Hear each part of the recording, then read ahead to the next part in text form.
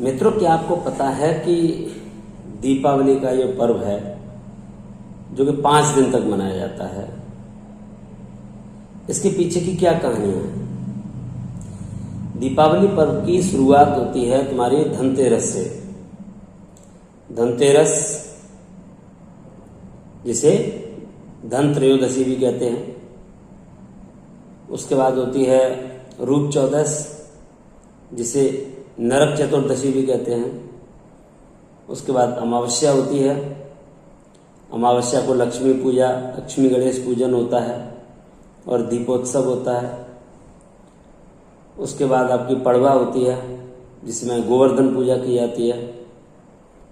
और लास्ट में और 5वां दिन होता है भाई दूज। ये 5 दिन का पर्व सभी हिंदू धर्म में बड़े हर्ष और उल्लास के साथ मनाते हैं। इसके हर एक दिन की एक अपनी अलग कथा है, एक अलग माइथोलॉजी है। उस माइथोलॉजी के अकॉर्डिंग हर दिन के मनाने का, हर दिन के सेलिब्रेशन का एक अलग महत्व होता है। जैसे मैं शुरुआत करना चाहता हूं धन त्रयोदशी, जिसे धनतेरस भी कहते हैं। और इस दिन सभी लोग सोना चांदी, आभूषण, झाड़ू, गाड़ियां, ये वस्तुएं खरीदते हैं, क्योंकि ऐसा माना जाता है कि इस दिन इन धन धान्य वाली चीजों को खरीदने से घर में धन ध्यान और बढ़ता है। इस धनतेरस के पीछे या धन त्रयोदशी के पीछे एक कथा है भगवान धन्वंतरी की, जो हिंदू पौराणिक कथाओं में भगवान धन्वंतरी को देवताओं के चिकित्सक, आयुर्वेद के संस्थापक को माना गया है, जो कि भारतीय चिकित्सा प्रणाली में काफी प्रसिद्ध है।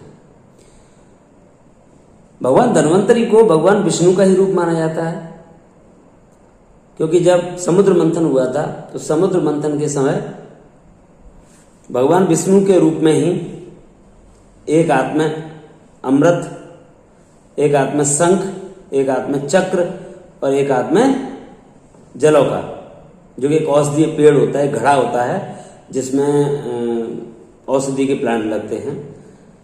ये 4 उनके हाथ थे और चारों हाथों में ये चीजें उपलब्ध थी। एक हाथ में अमृत, एक हाथ में शंख, एक हाथ में तुम्हारा चक्र था और एक घड़ा टाइप का था, जिसमें औषधीय प्लांट लगे हुए थे।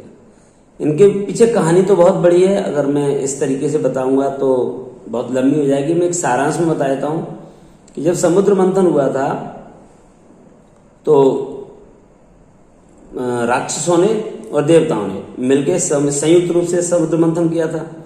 समुद्र मंथन के समय पे अमृत के घड़े को लेकर के और धन्वंतरी जी बाहर आए, भगवान धन्वंतरी बाहर आए, और जो उस अमृत को पी लेगा वो अद्वितीय शक्ति होगी, वो तो अमर हो जाएगा।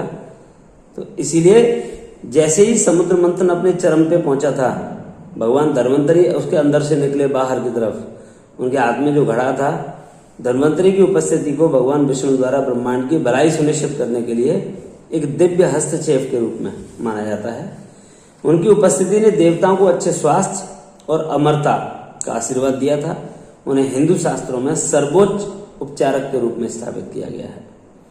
तो जो आयुर्वेदा पद्धति है वो भगवान धन्वंतरी से संबंधित है, क्योंकि उसके संस्थापक हैं।